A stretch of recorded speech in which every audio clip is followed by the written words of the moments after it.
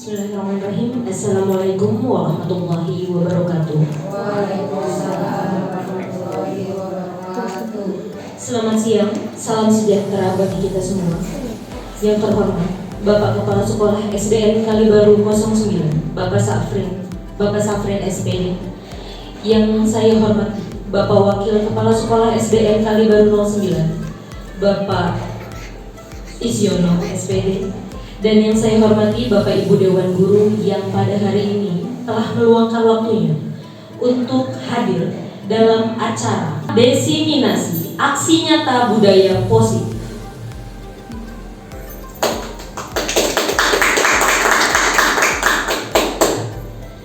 Terima kasih sekali lagi kami ucapkan atas kehadiran Bapak Ibu sekalian yang telah menyempatkan diri untuk hadir pada hari ini, pada acara hari ini. Adapun susunan acara pada hari ini adalah pembukaan, kedua, sambutan dari Bapak Kepala Sekolah SDN Kalibaru 09. Kemudian acara ketiga adalah pemaparan yang akan langsung disampaikan oleh narasumber kita, Bapak Didi Bayu Mahdi, dan terakhir adalah penutup. Sebelum kita buka acara pada hari ini, marilah bersama-sama kita mengucapkan Bismillahirrahmanirrahim. Acara selanjutnya adalah sambutan yang akan disampaikan oleh Bapak Kepala Sekolah SDN Kalibaru 09 kepada Bapak Safrin SPD. Kami persilahkan.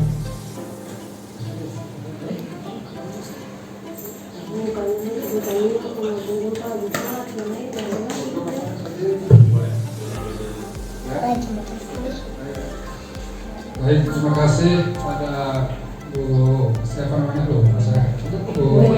Bu Eda. Belum pindahnya udah lupa. Baik, bismillahirrahmanirrahim. Assalamualaikum warahmatullahi wabarakatuh. Waalaikumsalam warahmatullahi wabarakatuh.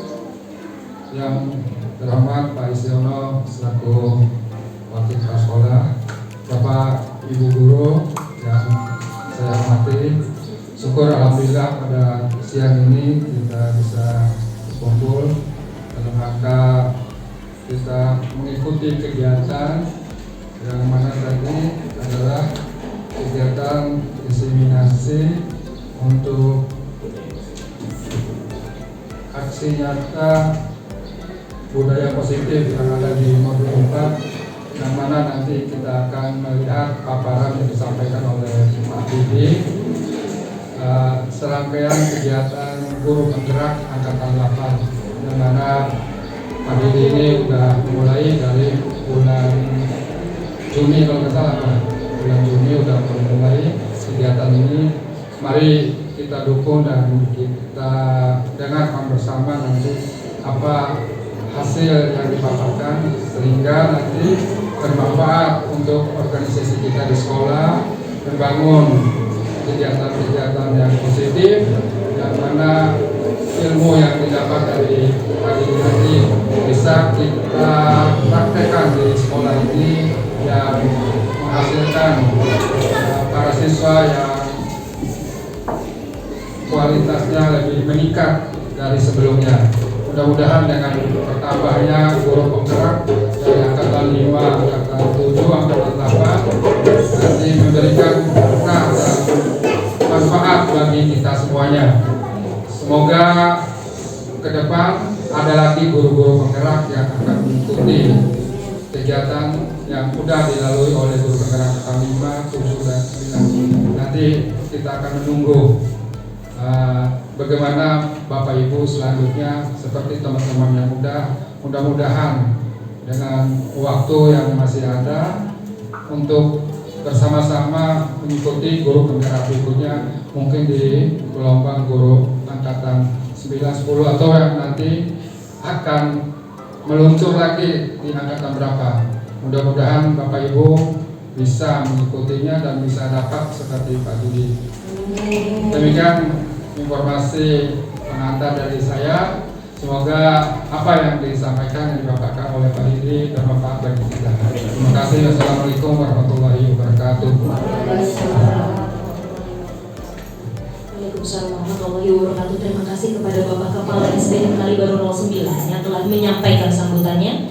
Acara selanjutnya adalah seminar desiminasi atau pengibasan budaya positif yang akan disampaikan secara langsung oleh narasumber kita, Bapak Didi Bayi Mahdi SPD, CGP, calon guru penggerak Angkatan 8. Kepada Bapak Didi, kami persilahkan.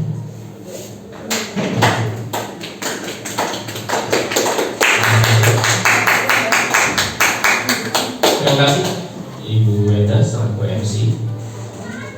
Bismillahirrahmanirrahim. Assalamualaikum warahmatullahi wabarakatuh. Alhamdulillah wa syukurillah wassalatu wassalamu ala rasulillah wa ba'dah. Yang terhormat Bapak Kepala Sekolah SDN Kalibaru 09, Bapak Safri SPD, yang kami hormati Bapak Wakil Kepala Sekolah SDN Kalibaru 09, yaitu Bapak Nasiola SPD dan Bapak Fuad Herianto SPD, beserta Dewan Guru yang saya banggakan dan saya cintai. Alhamdulillah wa syukurillah, pada kesempatan hari yang berbahagia ini kita bisa berkumpul bersama, bermuajahah, yang saling bertatap muka dalam rangka mengikuti seminar diseminasi atau pengintasan pendidikan guru penggerak, mulai dari modul 1.1 sampai dengan 1.4, dan lebih difokuskannya adalah di 1.4. Mudah-mudahan dan insya Allah ini menambah khasanah keilmuan kita semuanya, sehingga kita semua menjadi semakin profesional di dalam bidang yang sedang kita geluti, yaitu sebagai seorang pendidik ataupun guru. Kemudian juga mudah-mudahan juga ini menjadi masalah keilmuan kita untuk semakin luas dalam mendidik anak-anak, khususnya di zaman yang berbeda saat ini. Ya, anak-anak yang tumbuh kembangnya di zaman ataupun di era teknologi, ya, era digital, ya, 4.0, bahkan mau menuju ya 5.0 kalau tidak salah. Ya. Salam dari salam dan sama-sama kita haturkan kehidupan yang bersedia dari Muhammad Sallallahu Alaihi Wasallam. Mudah-mudahan kita semuanya mendapatkan syafaatul yang belajar nanti, amin ya rabbal alamin. Baik, selamat semuanya. Pada modul 1.4 ini yang kita diseminasikan pada hari ini, yang kita imbaskan kepada guru-guru pada hari ini adalah yang pertama, memahami konsep pendidikan menurut Ki Hajar Dewantara yang dihubungkan dengan konsep budaya dan lingkungan positif di sekolah yang berpihak pada murid. Jadi awal mula sebelum kita masuk ke modul 1.4 diseminasi ini, maka kita akan belajar pemikiran-pemikiran filosofi KHD atau Ki Hajar Dewantara, yang mana ini menurut saya amat sangat penting kita semuanya sebagai guru memahami terlebih dahulu pemikiran-pemikiran seorang pahlawan pendidikan yang sekaligus ia pun pernah menjadi Menteri Pendidikan di era Insinyur Soekarno, yaitu di era Presiden pertama. Nah, beliaulah yang mempunyai pemikiran-pemikiran filosofi pendidikan yang bisa kita terapkan. Seperti apa sih pendidikan menurut Ki Hajar Dewantara itu, yang dengan konsep budaya positif, kemudian lingkungan positif, kemudian juga berpihak kepada murid. Itu yang paling penting, berpihak kepada murid. Adapun yang kedua, yaitu melakukan evaluasi dan refleksi tentang praktik disiplin dalam pendidikan Indonesia secara umum, untuk mendapatkan pemahaman baru mengenai konsep disiplin positif untuk menciptakan murid dengan profil pelajar Pancasila. Ini yang amat sangat penting di era sekarang ini. Kita kembali lagi kepada Pancasila. Bagaimana kita mencetak siswa-siswa dengan karakter profil pelajar Pancasila, yang di dalamnya meliputi beriman kepada Tuhan Yang Maha Esa, berakhlak mulia, nalar kritis, kemudian kreatif, ya, dan lain sebagainya yang akan dipaparkan nanti melalui diseminasi pada hari ini. Sebelum memasuki diseminasi tentang budaya positif, maka saya akan terlebih dahulu memberikan ulasan seperti apa sih profil pelajar Pancasila itu sesuai dengan capaian umum pada hari ini. Kemudian yang terakhir, mengulas yang tadi saya sudah sampaikan tentang nilai-nilai kebajikan universal, ya, khususnya pada profil pelajar Pancasila yang mana pada saat ini betul-betul digalakan kembali, betul-betul diterapkan kembali oleh pemerintah kita melalui kurikulum merdeka. Ya, tadi sudah saya sampaikan juga bahwasanya seperti apa sih murid yang berprofilkan Pancasila? Yang pertama beriman dan bertakwa kepada Tuhan yang Maha Esa. Jadi sesuai dengan bunyi dan amanah undang-undang kita bahwasanya setiap penduduk ataupun negara menjamin kemerdekaan pada setiap penduduk untuk menganut agama dan keyakinannya masing-masing. Berarti berprofilkan pelajar Pancasila apabila ia beriman bertakwa kepada Tuhan Yang Maha Esa dan berakhlak mulia. Ini penting. Jadi kita sebagai orang Timur senantiasa menjunjung tinggi akhlak dan budi pekerti, ya, akhlak yang mulia dan budi pekerti yang luhur. Ya. Kemudian yang kedua, mandiri. Anak itu bisa mandiri. Bangsa yang besar adalah bangsa yang berdikari, kata presiden pertama kita yaitu Bung Karno. Jadi di dalam profil pelajaran Pancasila juga kita dan anak-anak kita senantiasa dituntut, kemudian juga kita menuntun agar anak-anak bisa mandiri, ya, mandiri di dalam mengerjakan tugas, mandiri secara motivasi, ya, dia memiliki motivasi tersendiri untuk menjadi orang yang lebih baik, menjadi orang yang berguna. Nah, ini harus kita tanamkan bagaimana anak-anak memiliki kemandirian, berdikari, berdiri di kaki sendiri. Kemudian anak-anak juga kita ajarkan dan kita stimulus untuk senantiasa bernalar kritis.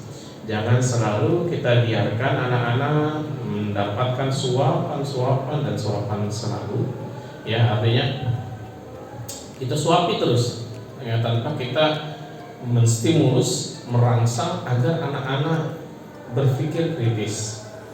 Nah, kenapa?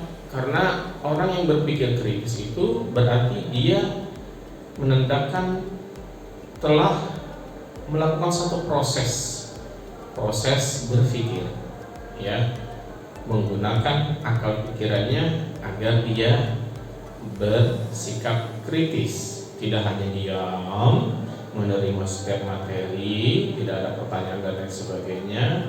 Coba kita stimulus anak-anak itu supaya berpikir kritis. Apalagi untuk usia SD itu memang agak susah Bapak Ibu semuanya, ya, agar anak bersikap kritis itu memang susah. Perlu kita jeripayah untuk membangun bernalar kritis ini untuk anak-anak. Kemudian berkebinekaan global. Nah, ini perlu saya ulas lagi kenapa? Walaupun tadi sudah diulas, ya, namun berkebinekaan global ini artinya kita ini semuanya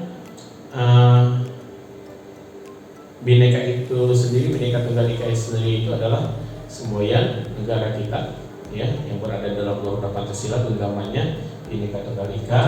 Nah, kebinekaan itu sendiri adalah walaupun kita berbeda-beda, budaya kita berbeda, bahasa kita berbeda, ya, bahkan agama pun berbeda, namun secara global, secara keseluruhan kita jaga satu kesatuan atau persatuan kita agar tetap menjadi bangsa yang utuh. Berbeda boleh, namun tetap satu tujuan. Nah, ini dia, walaupun dengan berbagai macam apalagi di zaman sekarang ini, ya pertukaran budaya dan lain sebagainya, tetap ya kita menerima budaya-budaya yang positif yang masuk ke dalam negara kita, ya, dengan menyaringnya pada anak-anak dan senantiasa terus menghargai toleransi, ya, walaupun itu berbeda. Kemudian gotong royong ini juga kita terus galakkan bagaimana caranya anak-anak ini mengerti dan paham tentang gotong royong, karena pada saat ini ya di kemajuan teknologi ini anak-anak cenderung lebih bersikap individual, dia lebih asik dengan handphonenya. Coba kita ajarkan untuk bergotong royong, maka nanti di masyarakat pun dia tidak hidup individualisme, dia tidak hidup sendiri-sendiri masing-masing. Namun kita dengan manusia yang lainnya saling membutuhkan, saling bergotong royong, saling bahu-membahu, ya, mencapai satu tujuan, ya, atau tujuan terbaik di dalam kehidupan bermasyarakat khususnya. Ada di sekolah, ya, dalam kehidupan sekolah atau dalam kehidupan kemajuan pendidikan di sekolah kita. Kemudian terakhir kreatif, ya, kita ajarkan anak-anak yang berprofil pada Pancasila ini untuk senantiasa kreatif. P5, ya, sebagai aksi nyata daripada pembelajaran kita selama 1 semester. Nah, itu adalah sesuatu yang membangun kreativitas anak-anak lebih tinggi. Anak-anak diajarkan untuk membuat satu karya nyata, ya, baik mungkin itu kayak jumput, masak-masakan tradisional, ya, kemudian juga membuat minuman tradisional, makanan tradisional, dan lain sebagainya itu, ya, yang mana dalam rangka membuat anak-anak sampai ilmu pada hari ini. Kemudian yang terakhir, memahami peran sebagai guru untuk membangun budaya positif dengan menerapkan konsep disiplin positif dan berinteraksi dengan murid. Nah, ini yang paling penting, yang bisa kita capai nanti pada implementasinya adalah membangun budaya positif di sekolah tercinta kita. Budaya positif itu berarti adalah satu perilaku yang dilakukan secara rutin dan terus-menerus tanpa adanya aturan, ya, mengharuskan atau tidak mengharuskan, namun sudah terpatri di dalam diri melalui motivasi di dalam dari dalam hati atau intrinsik, ya. Kemudian, membangun satu kebiasaan yang setiap hari kebiasaan itu positif, maka itulah yang disebut dengan budaya. Disadari atau tidak disadari, ia melakukan setiap perilaku baik, perilaku positif yang membangun kemajuan pendidikan di sekolah itu sendiri. Baik itu budaya positifnya terhadap murid, terlebih terhadap kita sebagai seorang pendidik. Kemudian menerapkan disiplin positif. Disiplin terkadang kita selalu berkaitan dengan suatu peraturan yang ketat, ya, peraturan dengan konsekuensi hukuman ataupun sanksi yang berat. Di sini kita ingin menanamkan disiplin itu adalah satu kebiasaan positif yang dilakukan, ya, secara sadar, ya, kemudian tanpa ada paksaan, berasal dari diri sendiri, berawal dari hati, motivasi dari dalam dirinya sendiri. Kemudian dia melakukan setiap aturan-aturan di dalam satu lembaga atau di dalam sekolah kita ini dengan amat sangat bahagia, dengan sukacita, dengan sukarela. Nah, ini adalah disiplin positif yang ingin kita bangun. Kemudian juga kita senantiasa berinteraksi dengan murid. Jadi jangan sampai kita berkomunikasi hanya satu arah saja. Ya, kita melupakan kalau ini anak-anak manusia yang bisa diajak interaksi, diajak komunikasi. Nah, ini adalah sebagai capaian umum untuk modul 1.2 yang akan kita diseminasikan pada hari. Satu, mendemonstrasikan pemahaman CGP saya sendiri, ya, untuk mengenai konsep budaya positif yang di dalamnya terdapat konsep perubahan paradigma, stimulus respon, dan teori kontrol. Nah, kita akan belajar ini tentang stimulus kontrol, ya, kemudian stimulus respon, tentang teori kontrol, kemudian 3 teori motivasi perilaku manusia, ya, motivasi apa saja kira-kira.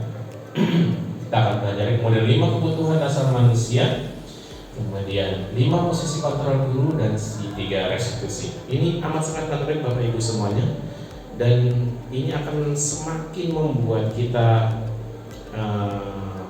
memiliki pengetahuan yang cukup bagaimana kita membangun budaya positif, ya, dengan bekal yang akan Bapak Ibu semua terima pada hari ini, ilmu tentang teori kontrol, stimulus respon, kemudian 3 teori motivasi, kemudian 5 kebutuhan manusia. Itu apa sih yang harus kita berikan pada anak-anak, kemudian 5 posisi kontrol guru, dan segitiga restitusi. Ya, segitiga restitusi itu apa? Nah, ini sangat menarik, nanti Bapak Ibu semuanya kita akan pelajari bersama, dan mudah-mudahan Bapak Ibu bisa menyerap sampai nanti akhir. Ini sangat menarik sekali Bapak Ibu. Kemudian yang kedua, menerapkan strategi disiplin positif yang memerdekakan murid untuk menciptakan ekosistem sekolah aman dan berpihak pada anak. Nah, ini jadi positif, disiplin positif yang akan kita bangun. Disiplin tanpa adanya paksaan.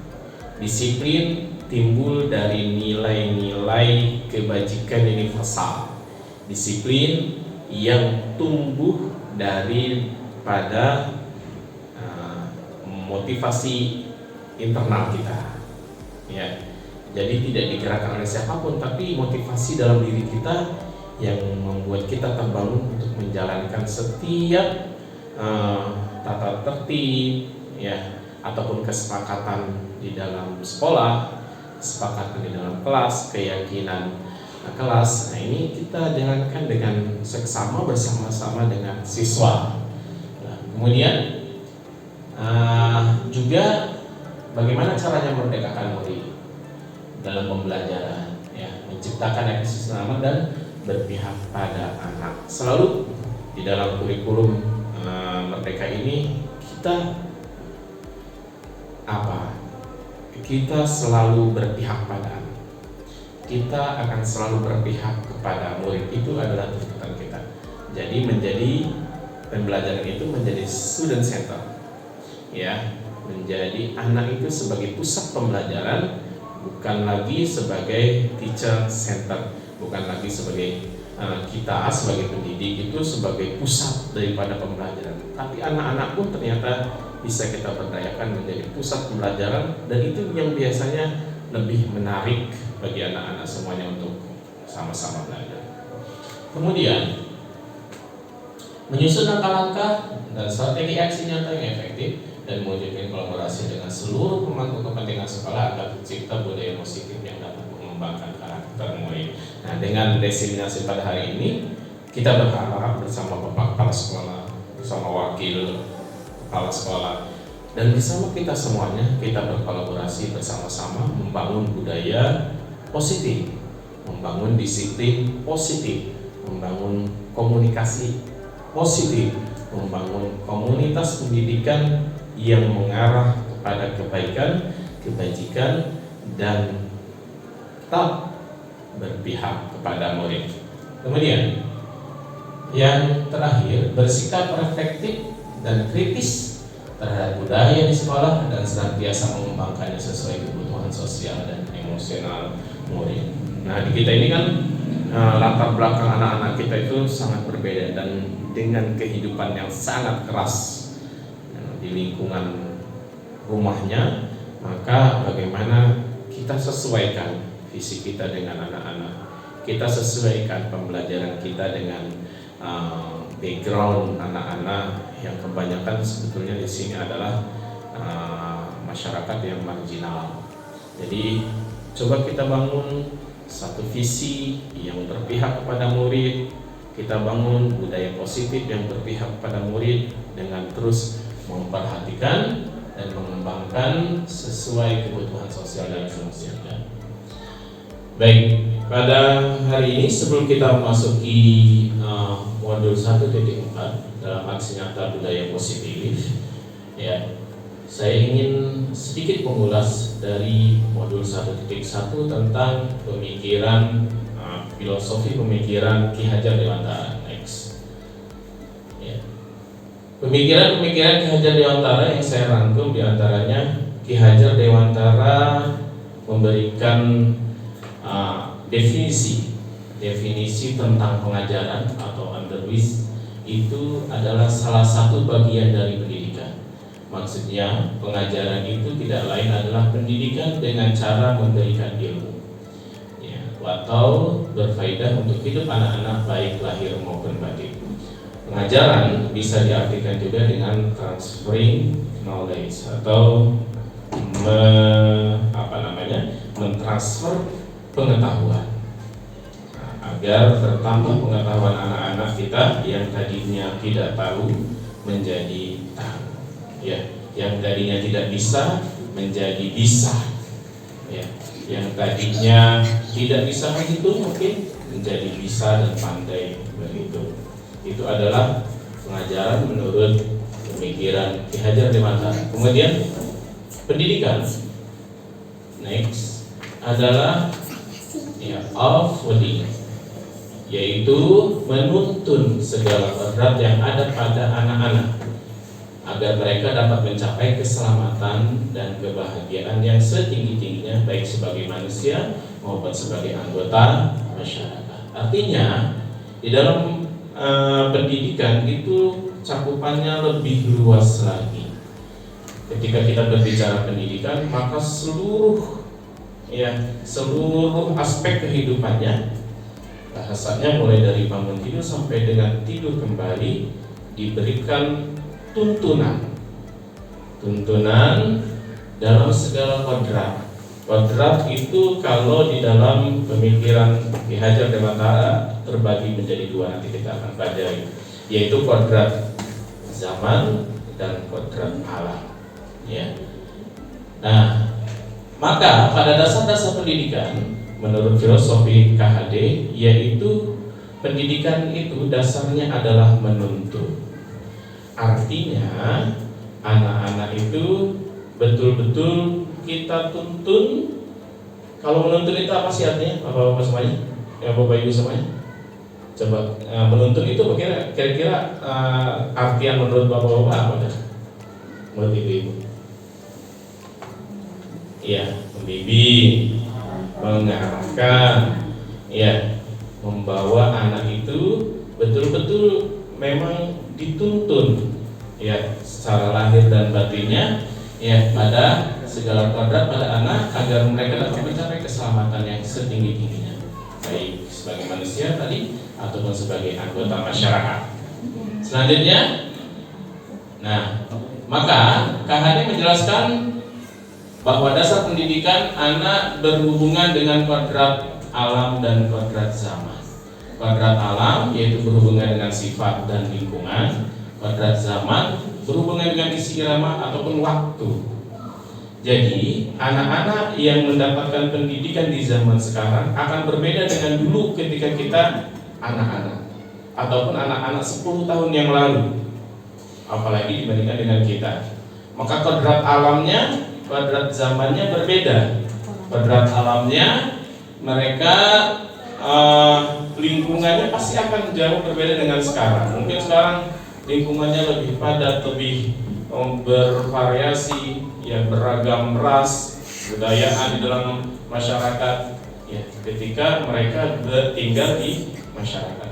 Kodrat zamannya sekarang ini anak-anak yang baru lahir aja sudah megang,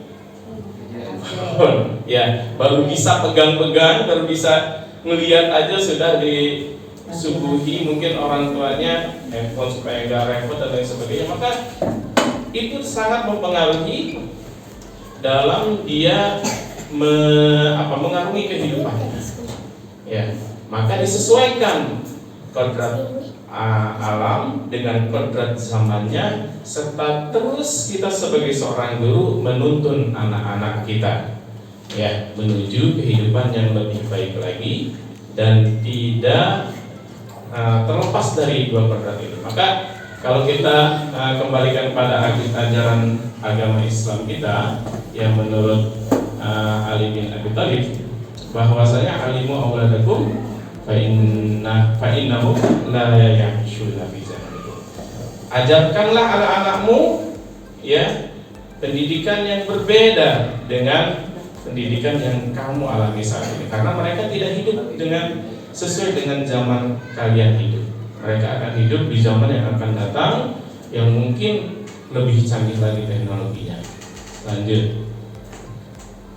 Kemudian maka pendidikan menurut KHD pun selalu menitik beratkan budi pekerti. Budi pekerti itu merupakan perpaduan antara gerak, ya, pikir, perasaan, ya, kemudian kedekatan, kemauan sehingga menimbulkan tenaga. Kemudian budi pekerti itu juga dapat diartikan sebagai paduan antara cipta ataupun kognitif, karsa, afektif, sehingga menciptakan karya. Nah, ini adalah yang dititik beratkan dalam pendidikan menurut pemikiran filosofi, pemikiran KHD ataupun Ki Hajar Dewantara. Selanjutnya, nah maka di antara tadi yang kita sampaikan di dalam modul 1.1 ini, filosofi pendidikan menurut Ki Hajar Dewantara yang pertama adalah pendidikan dan kebudayaan. Pendidikan adalah tempat persemaian ya segala benih-benih kebudayaan yang hidup dalam masyarakat kebangsaan. Artinya anak-anak itu kita ibaratkan seperti benih tanaman. Tanaman itu kalau kita biarkan saja tumbuh kan? Tidak. Tanaman itu harus kita rawat, harus kita siram setiap hari. Lewat aja nyiramnya beberapa hari sudah layu. Maka terus pendidikan itu pun seperti kita menanam ya tanaman yang kita sayangi. Mungkin ibu-ibu punya tanaman di rumah, bunga dan lain sebagainya, maka tidak akan lepas itu. Pasti disiram setiap hari supaya tumbuh subur. Maka anak-anak pun seperti itu dalam pendidikan dan kebudayaan. Kemudian kebudayaan itu dinamis ya. Maka kebudayaan itu tidak akan pernah sama ya, antara budaya orang Betawi, Sunda akan berbeda-beda. Maka budaya itu ada dinamis. Kemudian yang ketiga, guru itu menuntun. Di zaman sekarang sudah tidak relevan kalau guru itu memukul. Ya, guru itu harus memeluk, ya, menuntun.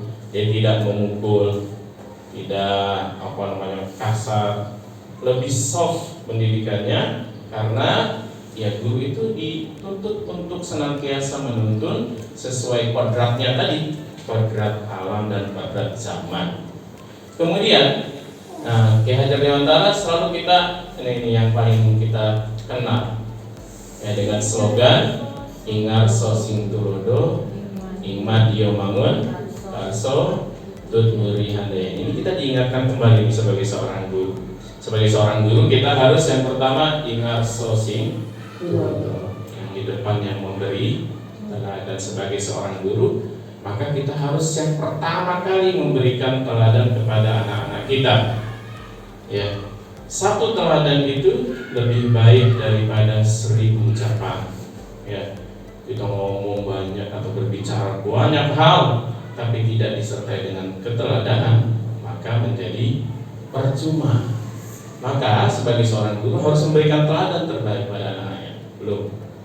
Iya. Kemudian Imad dia bangun Karso, ya, Tuturi Handayani, ya, yang di tengah memberikan support, dukungan. Alhamdulillah di sekolah kita sudah insya Allah teladannya sudah diberikan, saling memberikan dukungannya. Ini juga alhamdulillah ya, saat ini pun merupakan satu dukungan ya kepada teman kita ataupun teman-teman yang mempunyai program yang lainnya pun tetap saya melihat semuanya saling bahu membahu, dukung mendukung ya, dan dukung Handayani. Kemudian sebelum masih di sini Budi Pekerti, Cipta Karsa dan Karya. Kemudian nah ini yang paling penting adalah bahwasanya pendidikan harus berpihak pada anak. Artinya di zaman sekarang guru hanya berperan sebagai fasilitator. Guru tidak sepanjang jam berbicara, ceramah, tidak. Berikan penugasan-penugasan yang itu lebih menitik beratkan berpihak pada anak.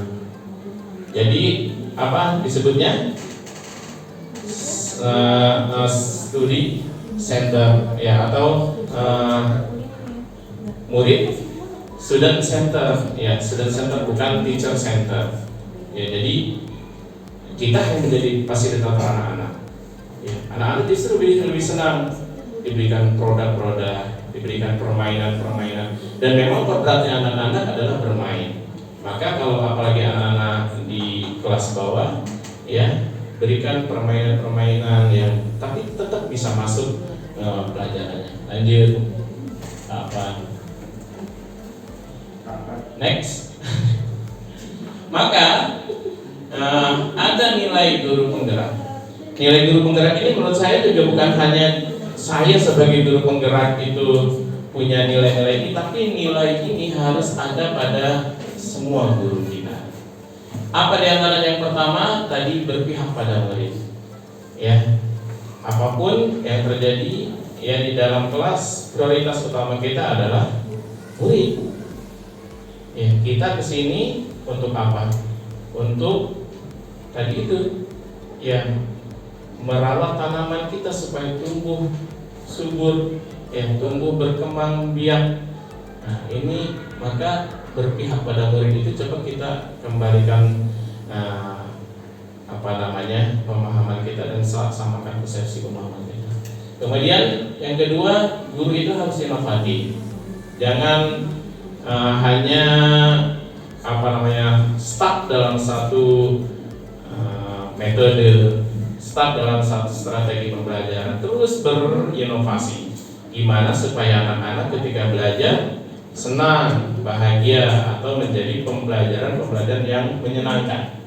Kemudian yang ketiga yaitu kolaborasi. Nah, di kurikulum Merdeka ini betul-betul kita dituntut untuk berkolaborasi antara guru satu dengan yang lainnya, berkolaborasi. Maka yang ditanamkan oleh Bapak Wakil kita, baik Pak Isin ataupun Pak Fuad, ketika ada satu proyek, tidak terasa sebenarnya kita sudah berkolaborasi antara satu dengan yang lainnya. Terbangun chemistry, ya, kinerja, etos kerja yang tinggi, alhamdulillah. Maka semua program kita alhamdulillah sukses karena kita senantiasa berkolaborasi. Maka nilai guru itu tidak hanya terdiri sebagai guru penggerak, tapi seluruh guru harus memiliki ini. Nilainya adalah senantiasa berkolaborasi, bekerja sama, baik dengan murid, ya, dengan orang tua murid, terlebih lagi dengan sesama guru. Ya. Kemudian guru itu harus mandiri. Mandiri dalam artian adalah senantiasa terus berpihak pada murid dengan mencari berbagai macam pengetahuan secara mandiri, melakukan literasi. Guru itu pembelajar. Maka pembelajar itu sebaik-baiknya pembelajar ya dengan motivasi yang timbul dari diri sendiri secara mandiri. Kemudian reflektif itu adalah senantiasa terus mengevaluasi diri. Apakah pembelajaran saya sudah baik atau belum? Ya, bersama-sama dengan guru yang lainnya. Lanjut. Nah, ini tadi berpihak pada murid. Lanjut. Nah, kemudian peran guru penggerak dan peran guru kita sebagai seorang guru, satu, menjadi pemimpin pembelajaran. Ya, Maka di sini bergantian biasanya menjadi pemimpin pembelajaran, baik pemimpin dalam kepanitiaan dan lain sebagainya, itu pun termasuk dalam pada kategori pemimpin pembelajaran. Maka siapapun ketika ditunjuk harus siap ya oleh wakilnya, ya oleh bapak kepala sekolah yang melalui tangan kanan kiri itu wakil kurikulum dan siswaan, memang harus senantiasa siap menjadi pemimpin pembelajaran baik dalam kepanitiaan ataupun dalam program-program yang lain. Selanjutnya, mendorong kolaborasi.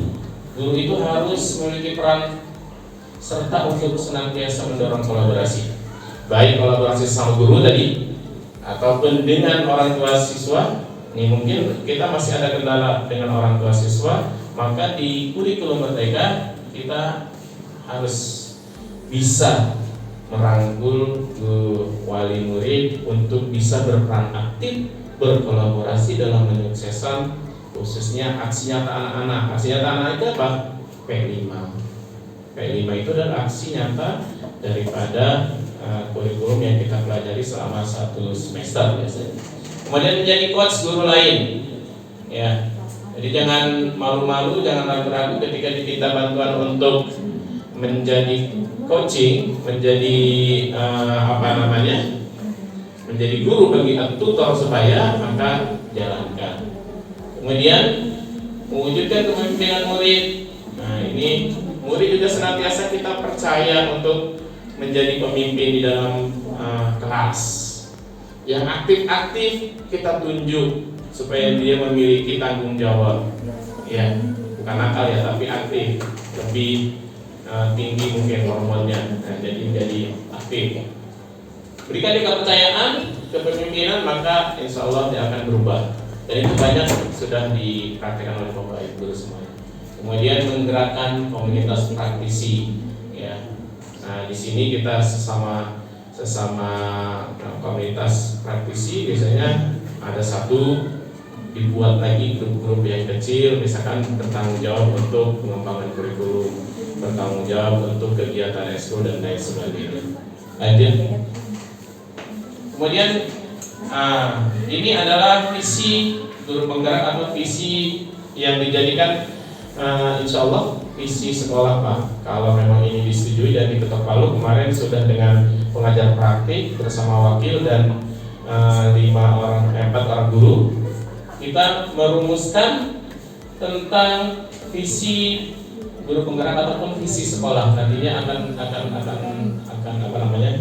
akan berlanjut pada visi sekolah, yaitu awalnya saya buat sendiri, kemudian direvisi, dan revisi ini mudah-mudahan terus disempurnakan dan kita bisa jalankan ke depan.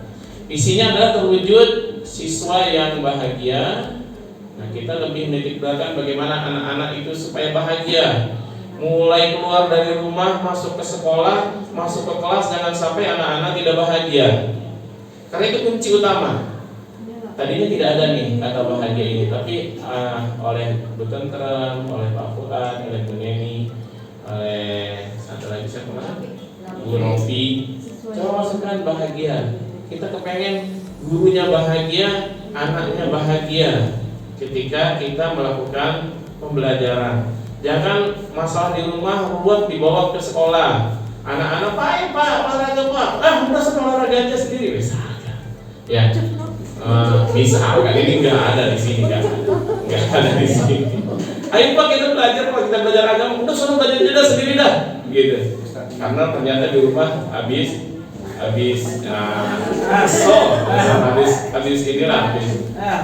olahraga ini otot. Ngotot-ngototan maksudnya. Ya. Jadi bagaimana siswa nih visinya itu harus berpihak pada murid. Berpihak pada murid itu berarti terwujudnya murid atau siswa yang bahagia dulu. Kalau kemarin mohon maaf di belakang itu terwujudnya sekolah bersih, berprestasi, berbudi luhur yang berdasarkan iman dan takwa. Ini agak sedikit dikritisi karena belum langsung berpihak pada murid. Pendidikan sekarang harus berpihak pada murid. Nah, kemudian berbudi luhur, tadinya berakhlak mulia, kita ganti dengan berbudi luhur, ya. Sebagaimana tadi, ya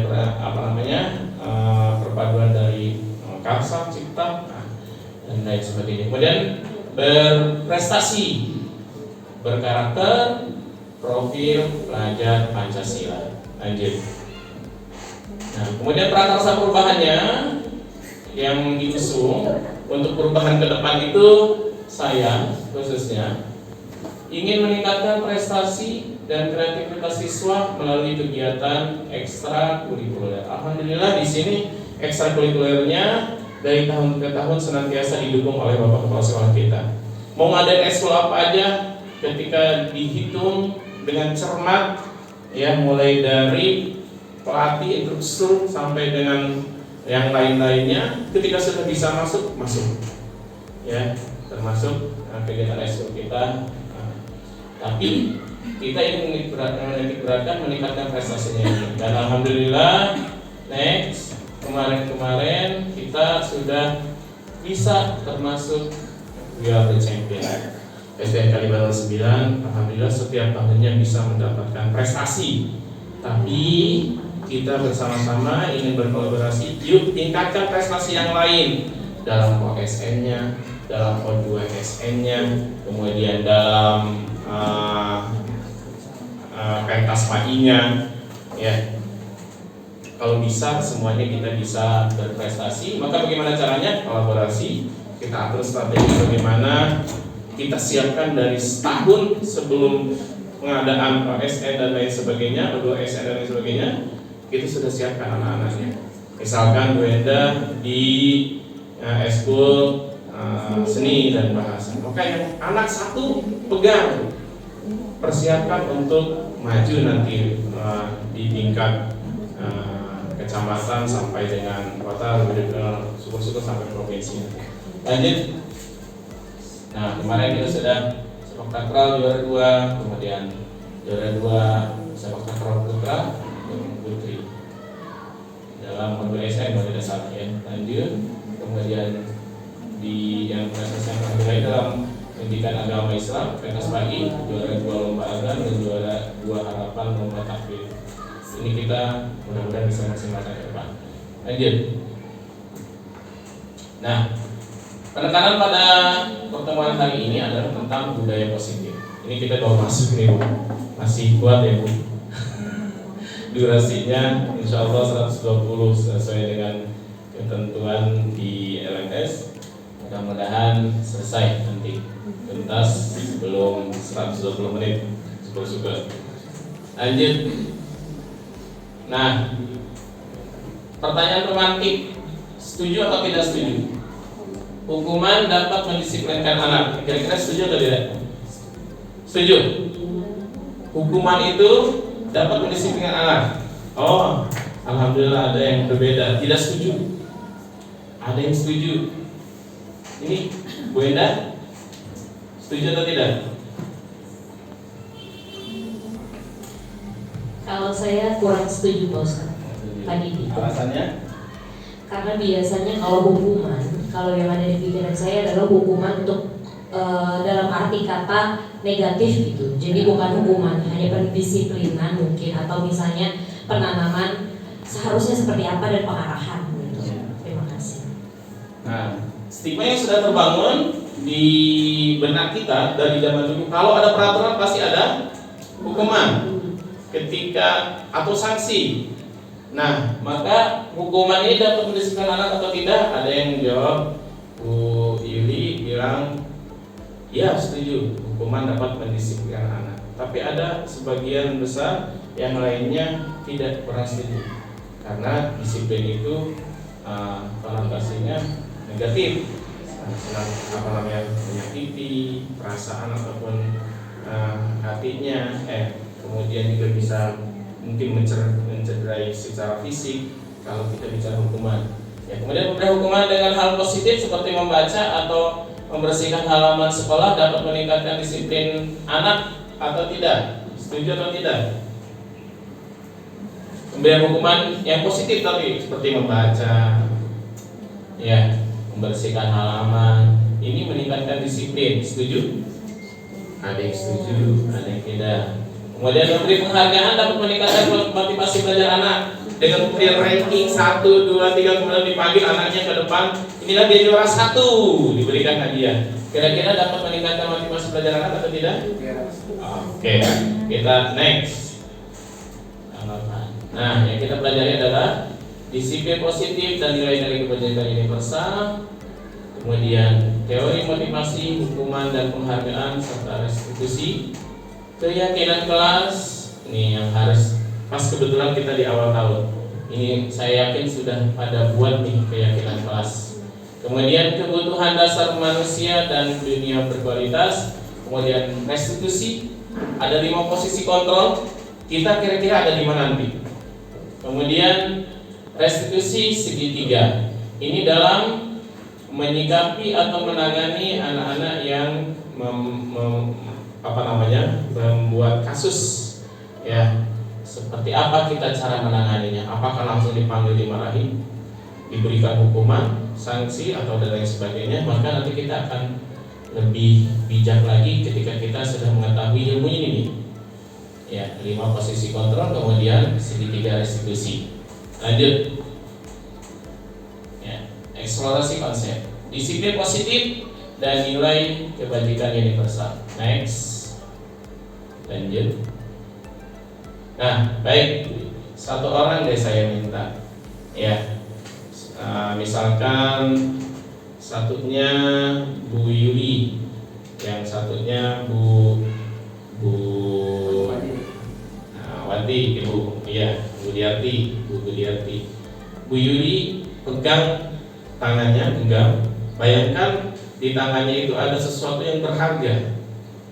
Kemudian Bu Wati pengen tahu bagaimana caranya, dengan membujuk atau dengan merayu atau dengan berbagai macam cara, bagaimana caranya bisa tidak membuat genggamannya Bu Yuli ini terbuka. Kira-kira bagaimana? Atau mungkin dirayu. Apa sih itu di dalamnya? Nih, apa sih ini? Coba saya lihat. Nggak mau. Coba dibuka. Nggak mau. Dibuka. Nggak mau. Kok saya dia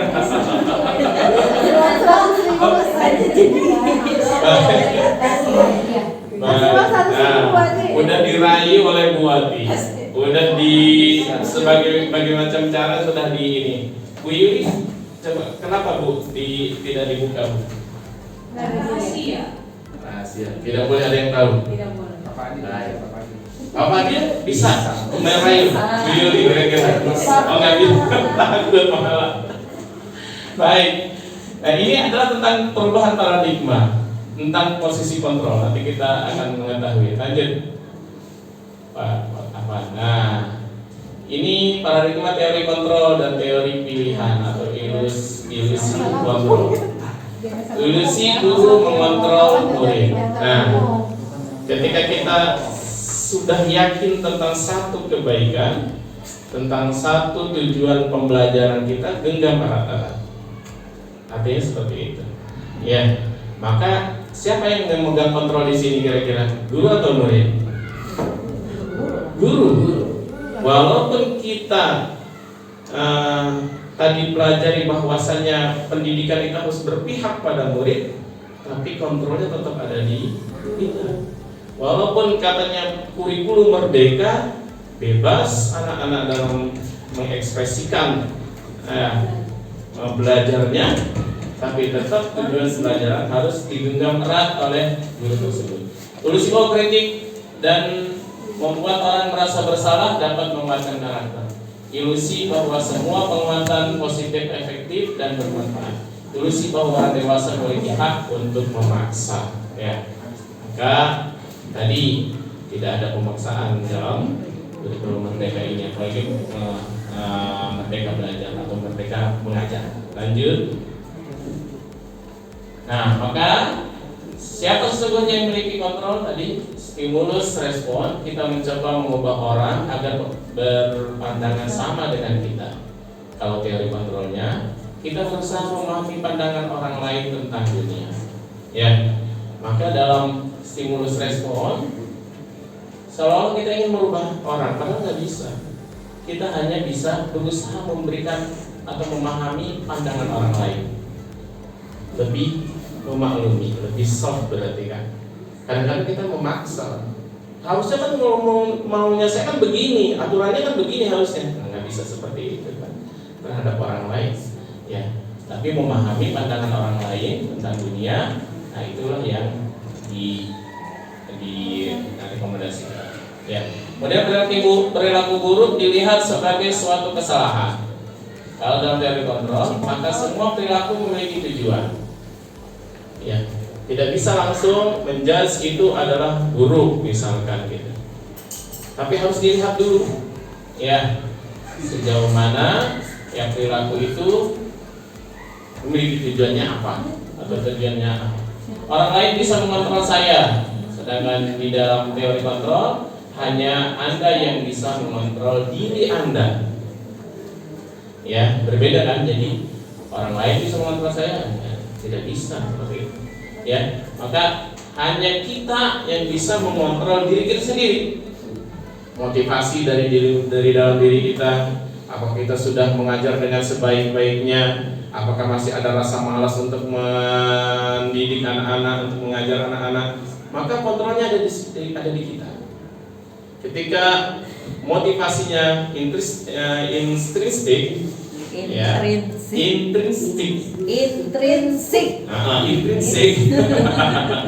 maka ya bukan ekstrinsik, ya itu lebih jauh lebih bagus.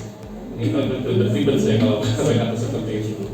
Saya bisa mengontrol tadi. Pemaksaan ada pada saat rujukan gagal. Kolaborasi dan konsensus menciptakan pilihan-pilihan baru. Nah, tidak bisa memaksa tadi itu. Satu program kita paksakan, pokoknya harus jalan. Saya mau nggak mau, pokoknya program ini harus jalan. Caranya tidak seperti itu. Caranya adalah dengan kolaborasi dan konsensus. Duduk bersama, bicarakan sama-sama, sampaikan tujuannya. Kemudian model berpikir menengah. Model berpikir menang atau kalah, model berpikir menang. Lanjut. Nah, maka disiplin positif itu dirangkum menurut teori kontrol atau teori pilihan menurut Dr. William Glasser. Satu, Anda tidak dapat mengontrol orang lain, hanya Anda yang bisa mengontrol diri Anda sendiri. Kemudian makna disiplinnya adalah belajar kontrol diri. Disiplin itu artinya belajar kontrol diri untuk menggali potensi kita agar tercapai tujuanmu. Ya, nah, disiplin. Kita ingin menegakkan disiplin, maka disiplin itu harus artinya ini kontrol diri. Ya, jadi bukan memaksakan orang lain untuk mengikuti aturan-aturan yang kita buat, yang kita inginkan. Kemudian, nah, semua perilaku memiliki tujuan. Ada teori motivasi. Teori motivasi itu untuk menghindari hukuman, untuk mendapatkan imbalan, untuk menghargai diri sendiri. Nilai-nilai kebajikannya adalah nanti akan kita lahirkan menjadi keyakinan balas. Kemudian model berpikir menang-menang atau kolaborasi dan konsensus, ya, menciptakan pilihan-pilihan baru. Ada 5 posisi kontrol. Nah, kita ini udah ada di mana? Apakah kita masih di posisi penghukum? Jadi kalau ada anak-anak melanggar aturan langsung hukum, ya? Atau misalkan membuat rasa bersalah, gimana sih nak?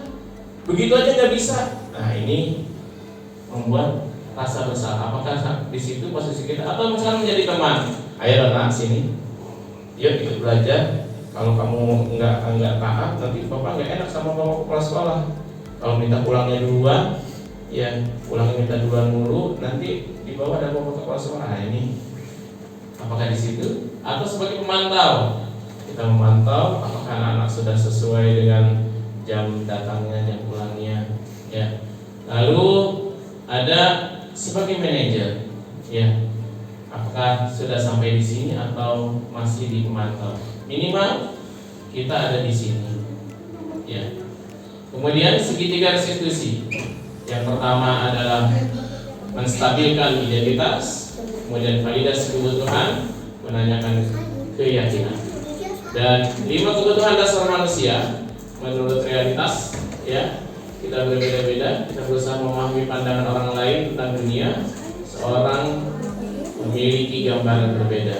Itu 5 kebutuhan dasar manusia: 1, bertahan hidup; 2, penguasaan; 3, kasih sayang dan rasa diterima; kemudian kesenangan dan kebebasan. Next, nanti kita bahas satu-satu ini. Masih panjang ini. Lanjut. Mudah-mudahan tidak maksudnya bisa menerima semuanya. Nah, apakah makna disiplin? Disiplin artinya belajar. Disiplin itu artinya adalah, ya, makna disiplin adalah sesuatu yang dilakukan seseorang pada orang lain untuk mendapatkan kepatuhan.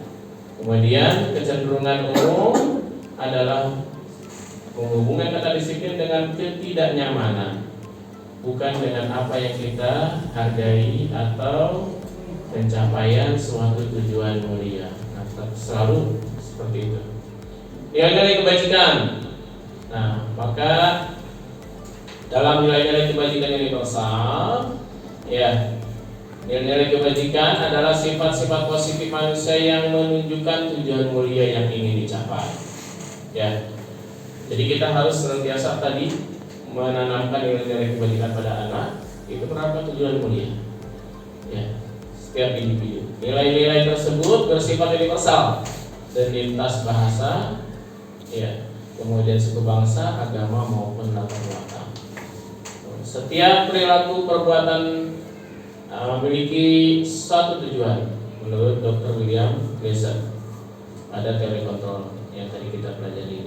Kemudian dengan mengaitkan nilai-nilai kebajikan yang diyakini seseorang, maka motivasi intrinsiknya akan terbangun sehingga menggerakkan motivasi dari dalam untuk dapat mencapai tujuan yang diinginkan. Tadi sebaik-baiknya motivasi adalah motivasi dari dalam diri kita. Kemudian nilai-nilai kebajikan yang ingin dicapai setiap anak Indonesia kita kenal dengan profil pelajar Pancasila. Profil pelajar Pancasila itu ini isinya. Anak itu harus senantiasa beriman, bertakwa kepada Tuhan Yang Maha Esa dan berakhlak mulia. Nah, maka tadi dalam visi misi kita ada ini bunyi. Kemudian mandiri, bernalar kritis, berkebudayaan global, dan bergotong royong serta kreatif. Ini yang ditanamkan kita, ya, di pendidikan kurikulum merdeka kita tentang profil pelajar Pancasila. Lanjut. Nah, tentang teori motivasi, hukuman dan penghargaan, kemudian restitusi. Lanjut. Nah, teori motivasi perilaku manusia. Tadi kita sedikit bahas. Untuk menghindari ketidaknyamanan atau hukuman apa yang terjadi apabila saya tidak melakukannya. Ya. Jadi kalau hukuman itu kita berlakukan hukuman, maka nanti motivasinya yang akan timbul adalah eksternal, motivasi eksternal. Ya. Kemudian mendapatkan imbalan dari orang lain. Apa yang akan saya dapatkan apabila saya melakukannya? Maka ini menjadi motivasi masih eksternal. Kemudian yang terbaik adalah untuk menghargai diri sendiri. Jadi peraturan ataupun tata tertib kita lakukan itu adalah untuk menghargai diri sendiri.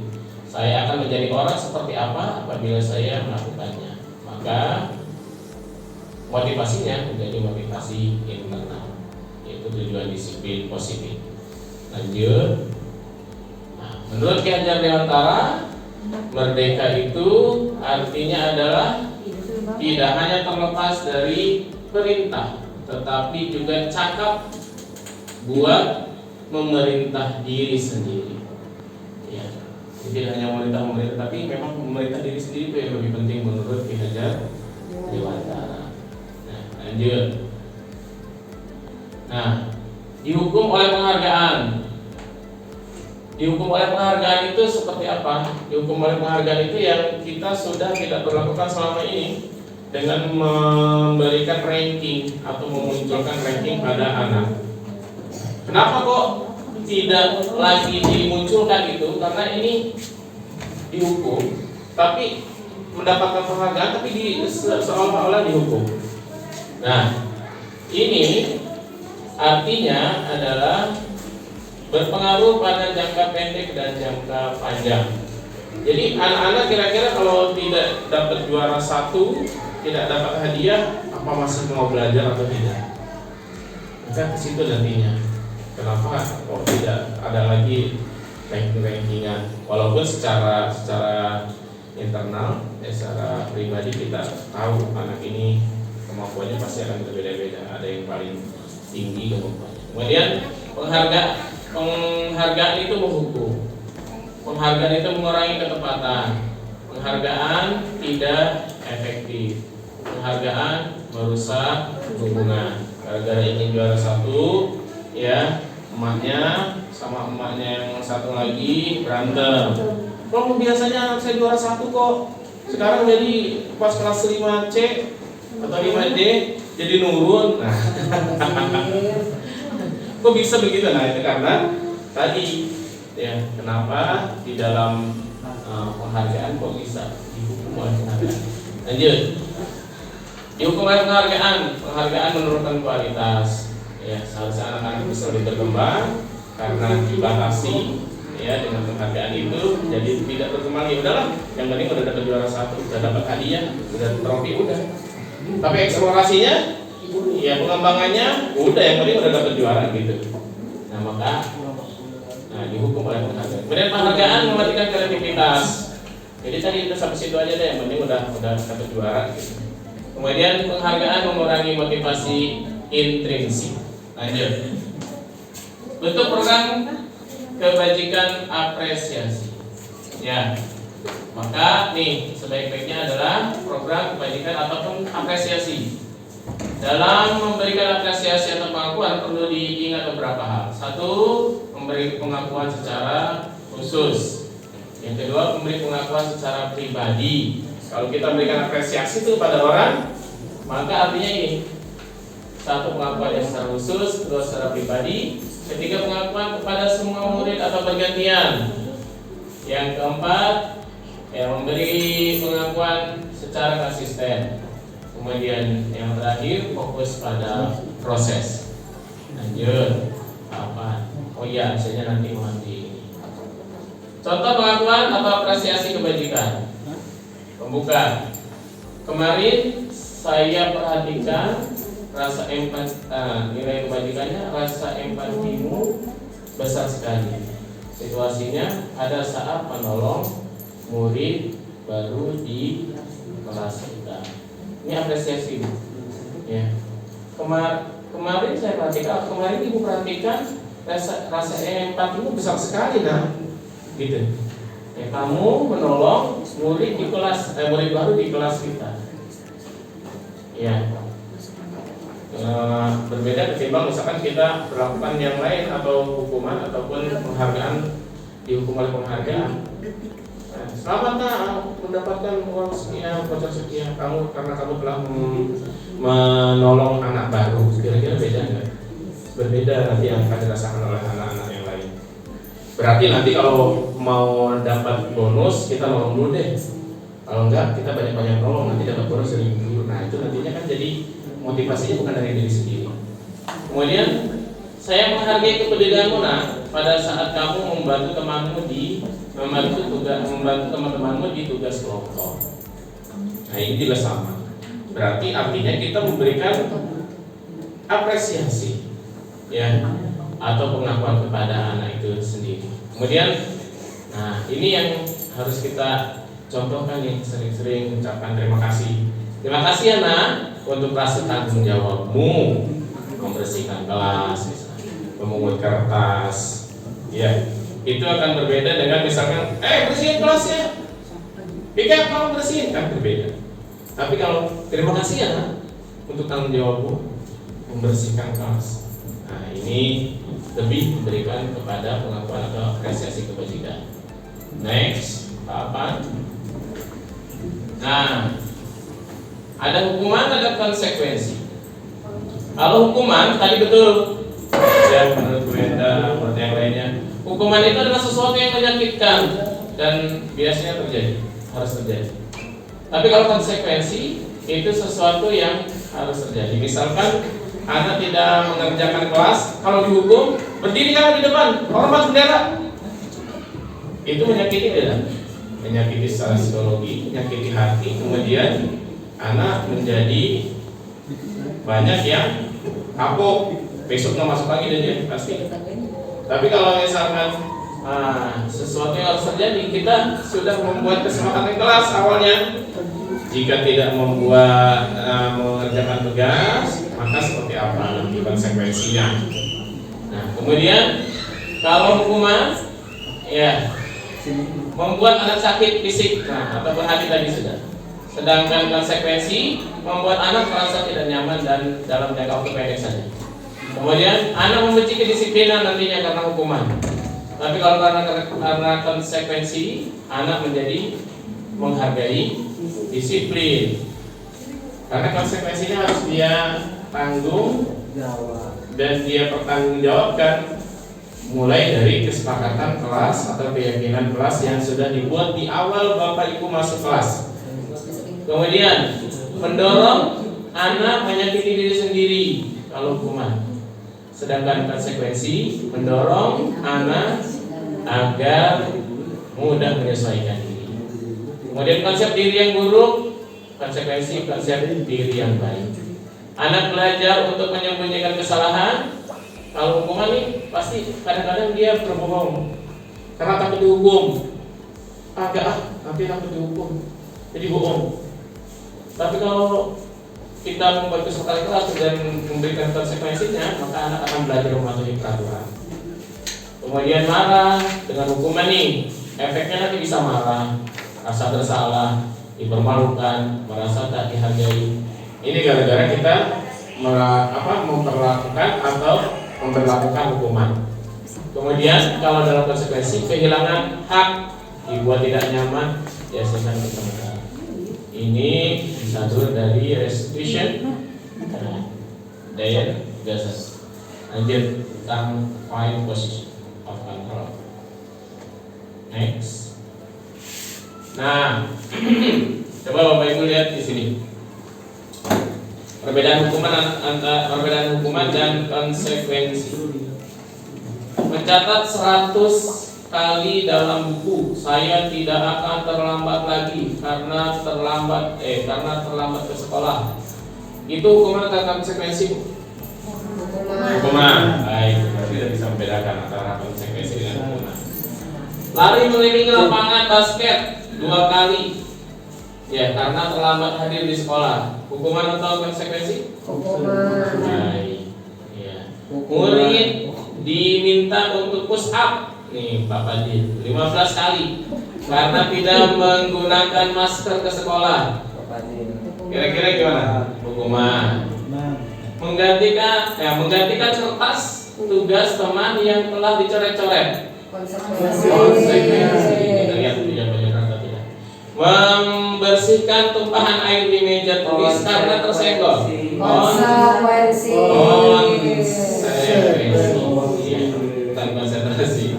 Baik. Murid disuruh untuk mengenakan sepatu seharian di sekolah karena tidak mengenakan sepatu hitam. Murid disuruh mengenakan sepatu seharian di sekolah. Karena tidak menggunakan sepatu. Hukuman atau konsekuensi? Konsekuensi. Baik, lari mengelilingi lapangan basket 2 kali karena terlambat 10 menit untuk pelajaran medioka. Ini Pak sama Pak. Hukuman atau konsekuensi? Hukuman. Oke, next.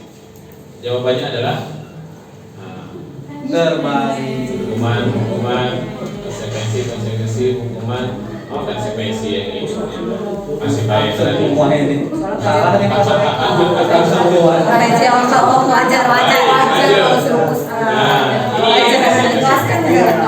Baik, Bapak Ibu semuanya, kita masuk ke restitusi. Ini bisa kita implementasikan baik terhadap anak-anak kita di sekolah, di kelas, ataupun terhadap anak-anak kita di rumah. Dalam cara mendidik anak itu bagaimana sih supaya mereka merasa dihargai, tidak merasa di-downgrade, ya, tidak merasa terintimidasi, tidak merasa tersakiti hatinya.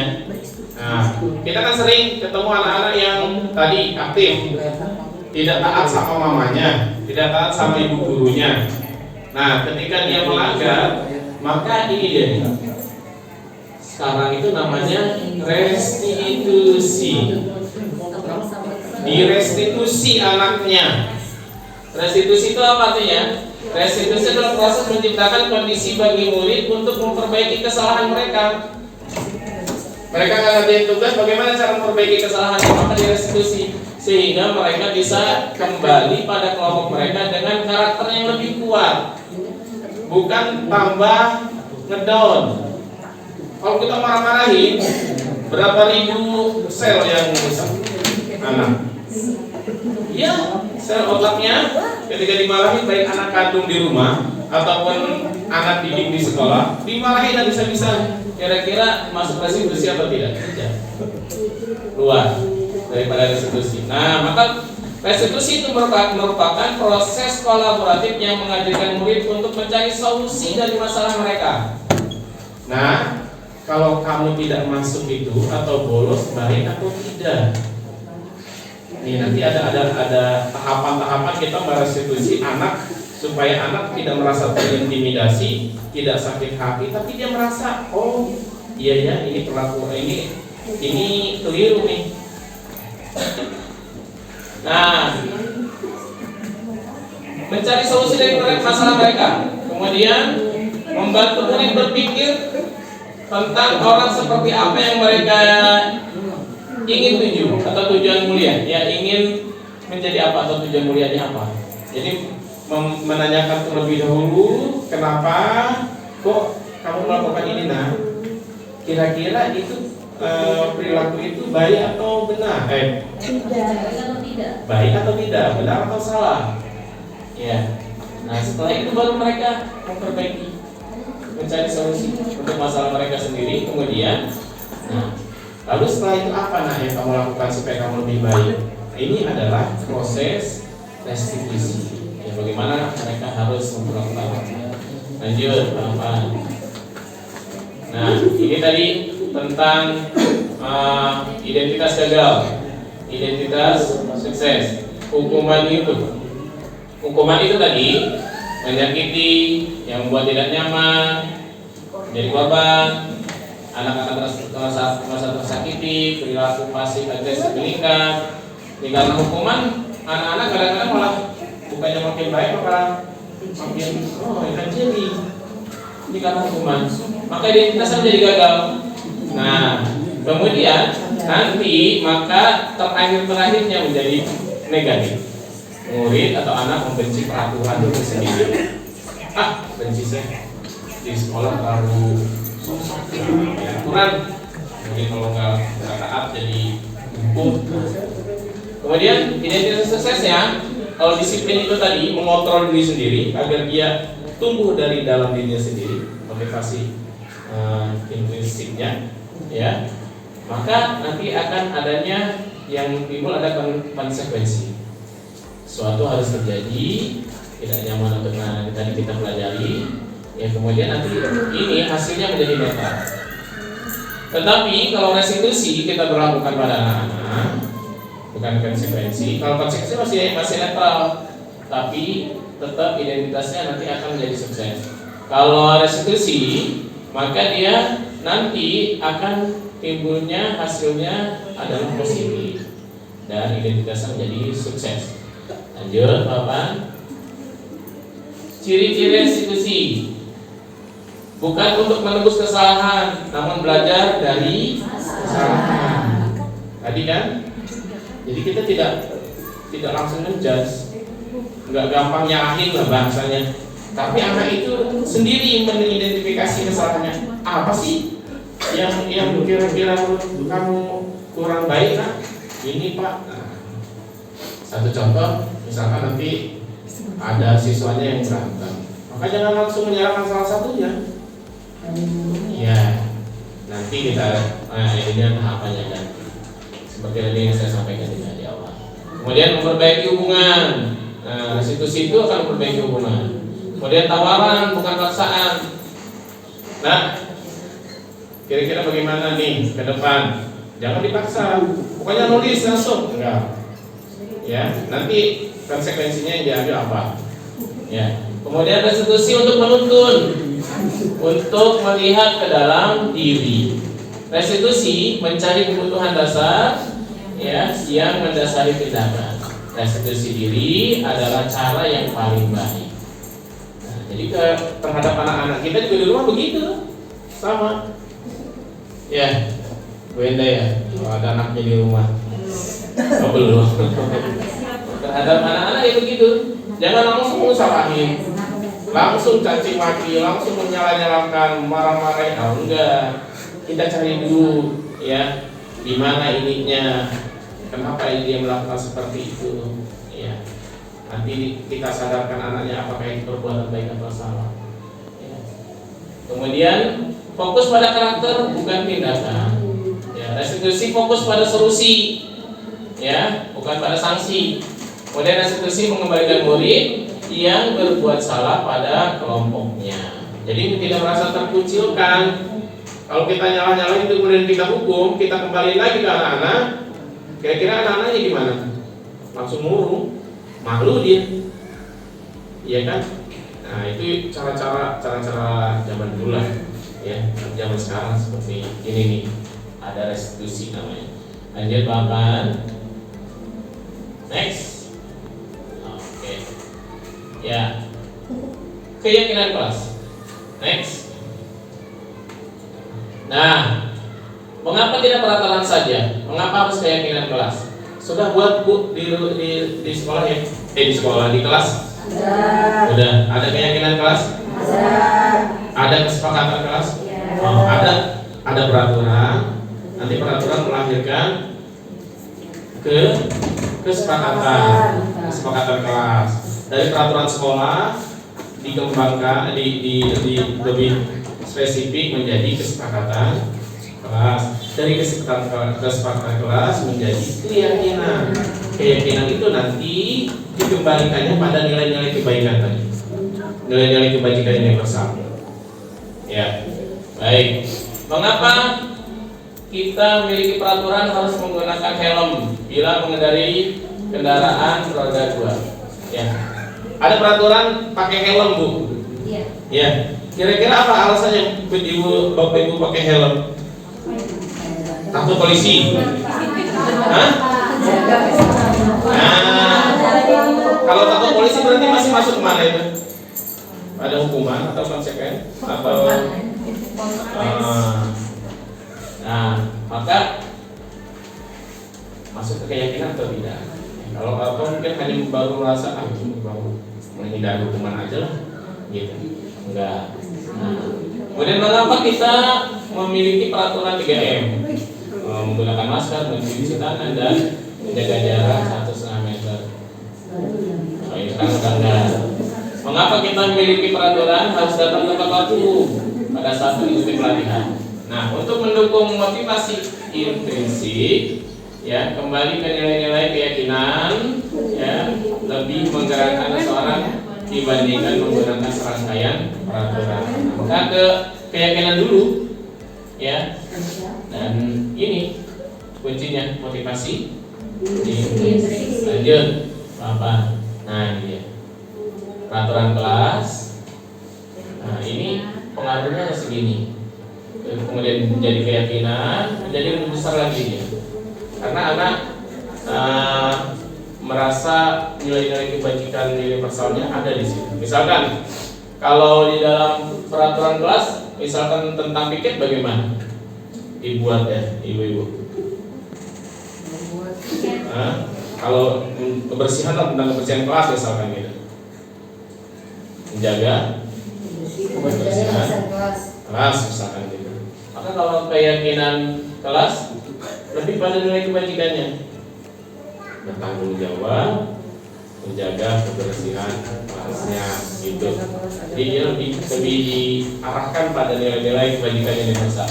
Kemudian nanti akan menjadi lingkungan positif.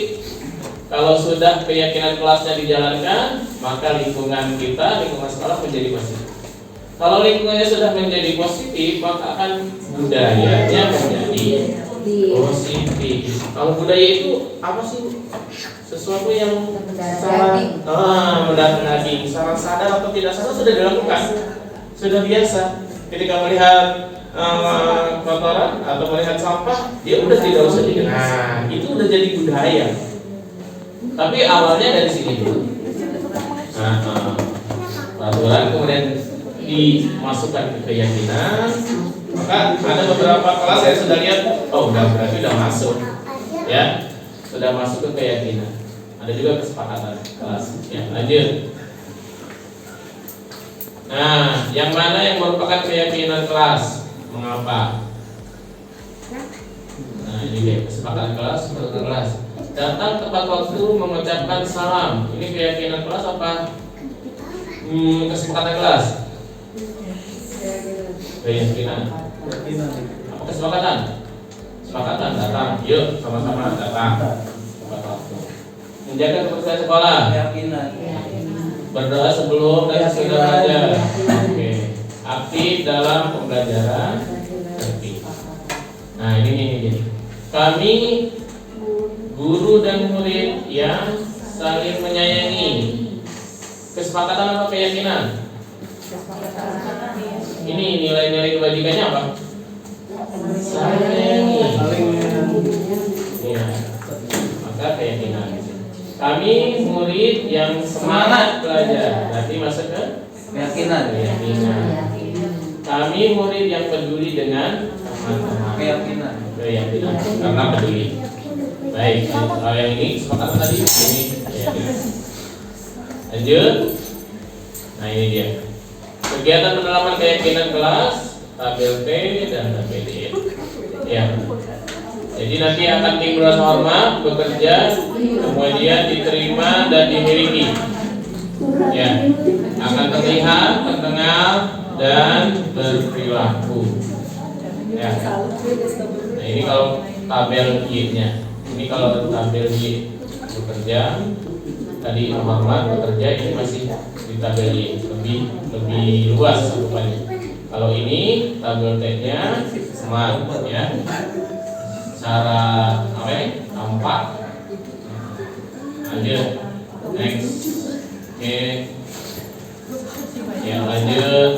Ini masih sama. Baik. Nah ini jadi. Selalu kembalikan buku ke tempatnya. Keyakinan apa kesepakatan? Kesepakatan. Dilarang mengganggu orang lain. Kesepakatan. Kesepakatan. Hadir di sekolah 15 menit sebelum belajar dimulai. Kesepakatan. Dilarang melakukan kekerasan. Kesepakatan. Dilarang menggunakan narkoba. Bergantian atau menunggu giliran. Keyakinan. Gunakan masker. Keyakinan. Jangan berlari di kelas atau koridor. Keyakinan kesepakatan. Kesepakatan. Ya lanjut. Ini jawabannya. Next. Jawabannya.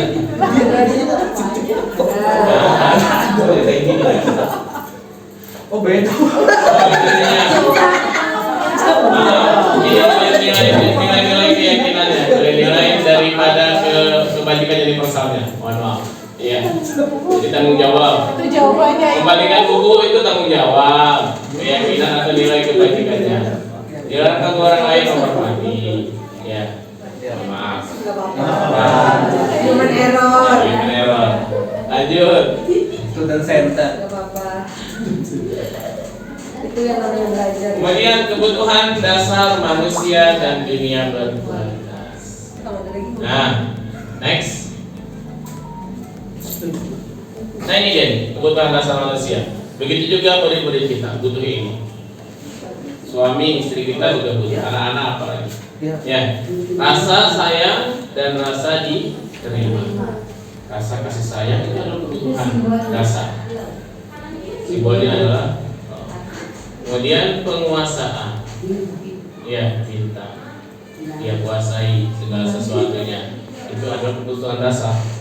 Pengen bisa ini itu, menguasai pelajaran ini itu. Nah, itu adalah kebutuhan dasar. Nah, harus dipenuhi nih. Namanya kebutuhan harus dipenuhi.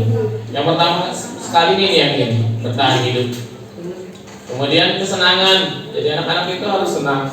Pada dasarnya ketika belajar, maka pembelajaran yang menyenangkan. Nah, kemudian terakhir kebebasan.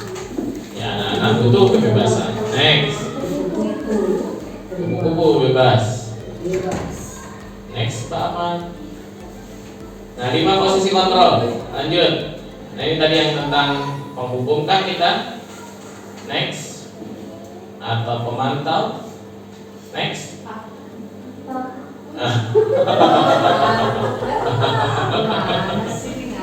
Baik, 5 posisi kontrol. Motivasi, ya, guru berbuat. Nah, menghardik dan menunjuk, menyakiti, menyindir. Ini adalah masuk pada penghukum. Ya, kalau kita masih senang ngata-ngatain anak-anak, dasar anak. Ya, berarti masih, nah itu ada macam-macam kata-kata yang keluar, berarti masih di sini. Maka identitasnya menjadi gagal, nanti gagal. Ya biar bagaimana nanti yang mendidik anaknya juga jadi gagal karena masih mentalnya mental penghukum. Kemudian membuat rasa bersalah, ya berceramah dan mengatakan seharusnya kamu seperti ini. Ibu kecewa pokoknya kalau kamu seperti ini. Menjadi membuat rasa bersalah. Ya, jadinya anaknya nanti begini nih, yang tadi ini. Kalau menghukum biasanya mengulangi dampaknya. Ya, dan biar aja dah. Nah, ini menghukum, ini membuat rasa bersalah. Nah, ini yang agak membina. Identitasnya bisa berhasil kalau kita memposisikan diri sebagai teman minimal, ya, jadi teman terhadap anak-anak kita di sekolah atau di rumah. Nah, posisikan bisa ketika itu jadi teman ataupun jadi pemantau. Pemantau itu menghitung dan mengukur. Kira-kira kalau kamu melakukan ini, maka kamu akan begini. Kasih pandangannya itu namanya apa? Pemantau. Tapi kalau manajer ini paling begini, mengajukan pertanyaan-pertanyaan. Tadi itu, kenapa nak kok berantem? Ya, ini bu gini. Ya. Nah, kira-kira bagaimana seharusnya? Nah, itu sudah masuk ke manajer, menguatkan pribadi anak jadinya. Ya, apa kamu yakin? Apa yang kita yakin? Apa yang kita bisa kerjakan untuk memperbaiki diri? Dan memperbaiki masalah ini. Nah, terus kemudian nanti akan jadinya mengevaluasi diri, bagaimana cara memperbaiki diri dan identitasnya menjadi berhasil, menjadi sukses. Nah, ini berlangsung ada jawabannya. Ya, saya kecewa sekali dengan kamu, maka menjadi membuat merasa bersalah. Kamu tidak pernah benar melakukannya, menjadi hukum. Ayolah, lakukan demi ibu bapakmu, teman.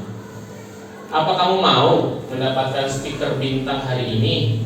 Menjadi pemantau. Ya, misalnya anak ibu kelas 1, iya dapat bintang. Menjadi pemantau.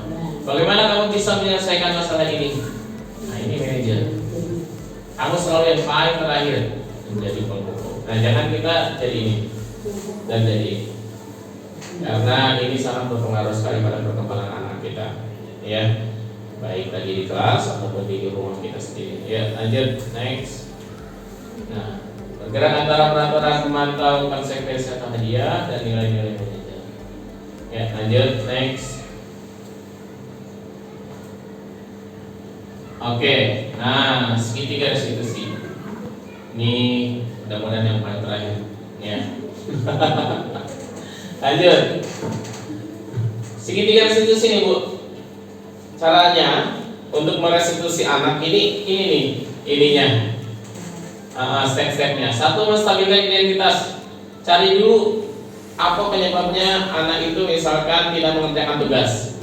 Setiap orang pasti pernah melakukan kesalahan. Kamu bukan satu-satunya yang pernah melakukan hal ini. Nah, distabilkan dulu identitasnya. Kenapa kok anak itu melakukan pelanggaran atau tidak melaksanakan tugas dan lain sebagainya.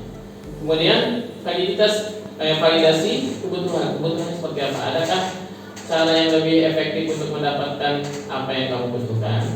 Kamu tentu punya alasan mengapa melakukan hal itu. Nah ini divalidasi dulu kenapa. Jangan langsung main lari. Nggak seperti itu. Zaman sekarang nggak seperti itu. Lakukan segitiga sisi. Terakhir, menanyakan keyakinannya. Nilai-nilai apa yang telah kita sepakati? Coba kalau tidak menjalankan tugas kemarin kita kesepakatannya bagaimana? Nah, tapi tadi ya tidak menghukum, tapi membuat anak lebih baik, membuat anak menjadi lebih baik. Jadi bukan yang menyakiti sekarang udah nggak zamannya. Ya. Kemudian kamu ingin menjadi orang seperti apa? Ya, kalau kamu berantem, itu jadi apa? Nah, kalau kamu jadi orang baik nanti bagaimana? Nah, itu ditimbulkan jadi motivasi dari dalam dirinya supaya dia bisa menjadi lebih baik, karena itu adalah tujuan restitusi. Segitiga restitusi. Next.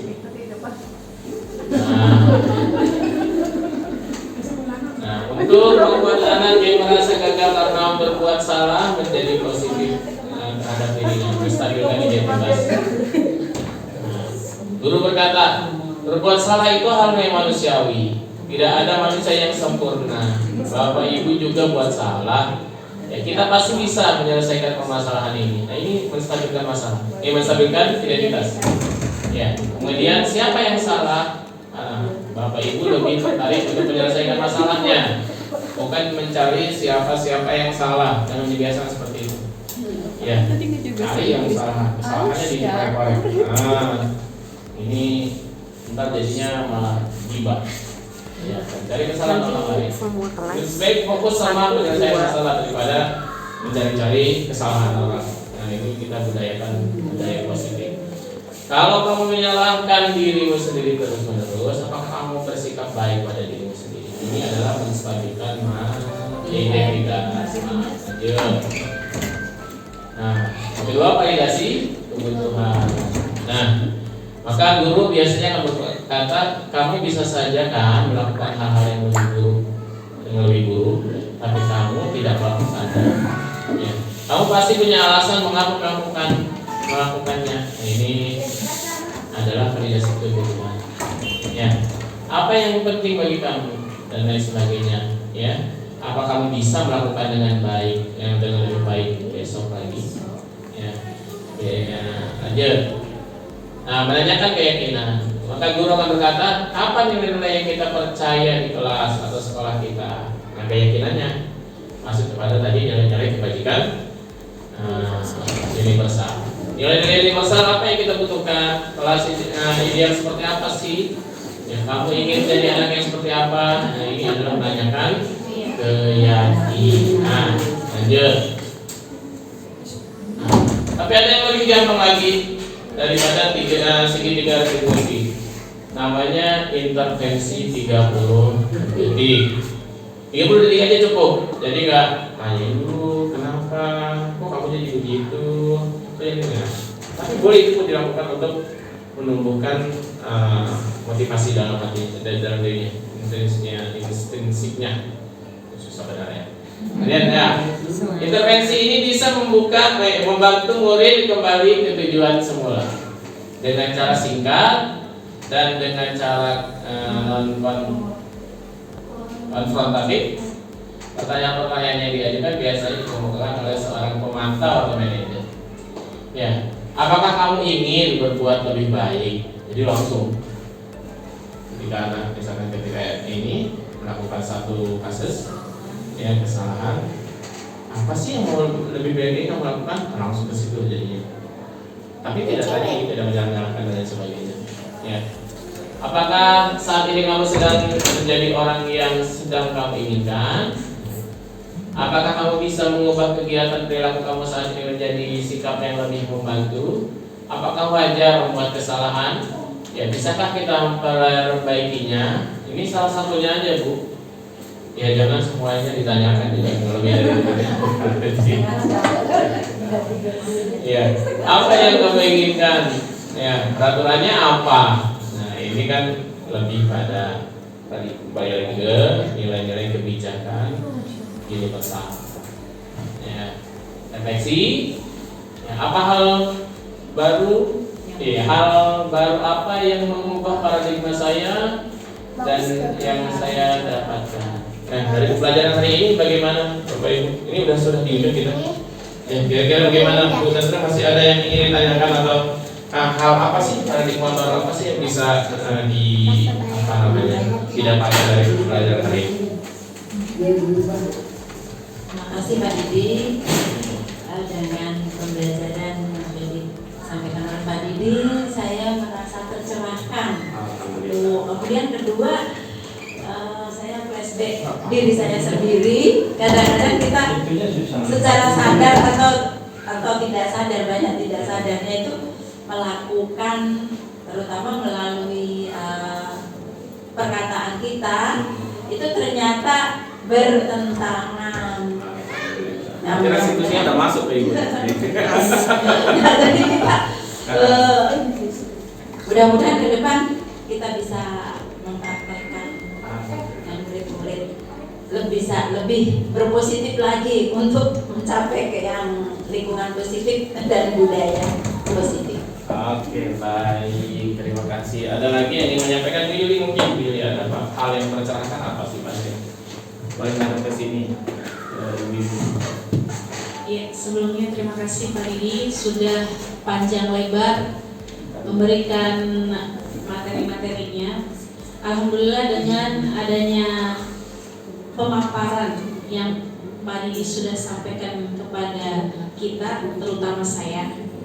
Jadi saya lebih memahami lagi, betul kata Bu Tentram ya tadi, bahwasanya jadi saya juga sama Pak, menyadari bahwa diri saya itu apa yang saya lakukan kemarin-kemarin untuk mengajar siswa-siswi itu ternyata bukan sepenuhnya salah ya Pak ya.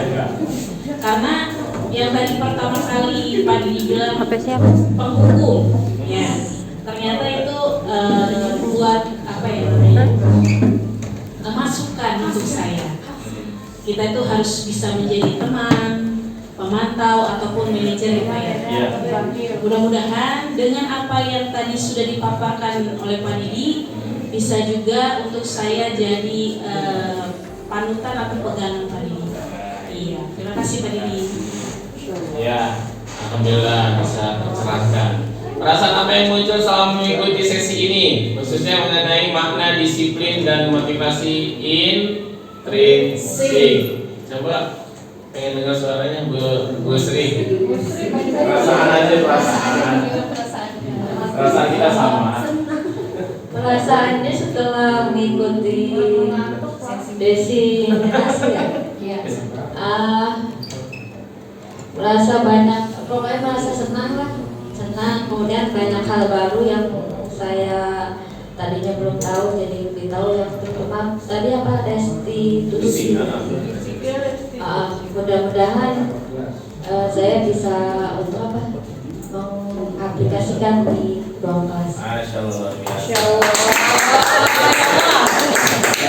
Yang ketiga, peran Amung seperti apakah yang saya telah lakukan selama mengikuti modul ini? Benar, ini kira-kira perannya apa sih? Apakah penghukum, teman, pemantau, manajer? Selama ini yang dirasa baru di mana di posisinya? Ya, peran Among yang saya sudah lakukan selama saya di kelas, yang pasti saya memantau. Pasti mantau dulu nih, nggak langsung saya tegur. Saya pantau dulu seberapa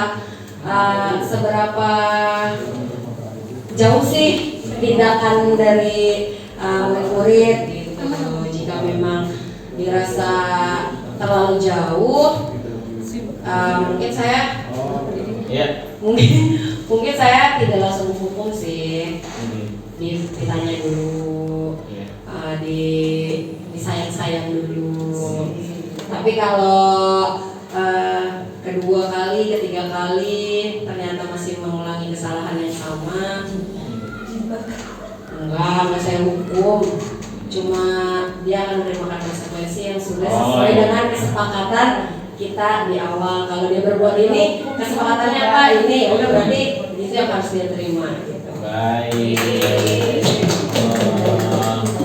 Saya akan menjadi among yang seperti apa? Ya, apakah setelah mengikuti modul ini? Tidak. Ya, seperti apakah setelah mengikuti modul ini? Omong apa Bu buat ide? Menjadi apa? Bismillah. Lanjut apa? Ayo Bu ini.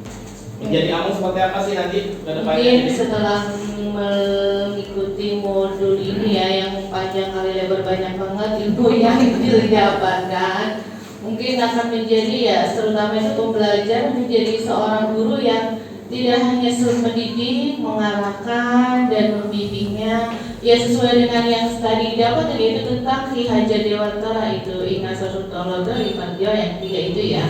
Dan mungkin kita akan menjadi lebih apa ya? Saya rasa itu lebih ke teman. Jadi kita tidak sebagai guru ya, tapi juga sebagai teman bagi mereka, tempat mereka mencurahkan di saat mereka di rumah. Mungkin nggak ada tempat untuk dia bercerita, kita bisa jadi tempat dia untuk menceritakan perasaannya, apa yang dia rasakan, masalahnya. Jadi kita benar-benar menjadi orang tua yang kedua di sekolah. Itu aja Mbak. Alhamdulillah Bapak Ibu semuanya ya yang pada hari ini telah mengikuti modul 1.4 kami ucapkan terima kasih banyak. Mudah-mudahan menjadi pengalaman tersendiri dan saya merasa sangat sangat puas karena Bapak Ibu semuanya bisa menerima penjelasan ini, kemudian juga mudah-mudahan bisa mengaplikasikannya dalam kehidupan sehari-hari ya, baik di dalam kelas ataupun di luar kelas atau mungkin di rumah. Karena memang ilmunya ini kalau ngobrol-ngobrol dengan Bu Novi kemarin bahkan dipraktekkan ke anaknya sendiri ya begitu restitusi. Jadi dia restitusi anaknya, tidak langsung menyalahkan, tidak langsung marah-marah, membentak-bentak dan lain sebagainya. Jadi lebih soft, anak juga merasa memanusiakan manusia namanya. Wah, kayak nyalahin. Seperti nanti takutnya bukan memanusiakan manusia, ya. Jadi malah mendowngrade-nya. Paling yang disalah-salahin terus berarti siapa? Biasanya yang disalah-salahin, yang selalu disalah-salahkan itu setan. Jangan sampai kalau gara-gara ini saya tenang banget. Padahal dia juga nggak tahu ya berbuat salah atau tidak. Baik Bapak Ibu, terima kasih banyak atas kehadiran semuanya. Mohon maaf atas segala kekurangannya. Mudah-mudahan membawa manfaat dan banyak sekali pelajaran-pelajaran yang bisa diambil. Mudah-mudahan juga Bapak Ibu bisa mengikuti nanti CGP angkatan selanjutnya karena memang ya untuk mengembangkan diri sangat bagus, untuk pengetahuan sangat bagus. Ya mudah-mudahan bisa menjadi pemimpin pembelajaran dan kita semuanya diberikan pahala dengan apa yang telah kita lakukan pada pengabdian kita pada agama, pada bangsa. Kurang lebihnya mohon maaf. Wassalamualaikum warahmatullahi wabarakatuh. Waalaikumsalam warahmatullahi wabarakatuh.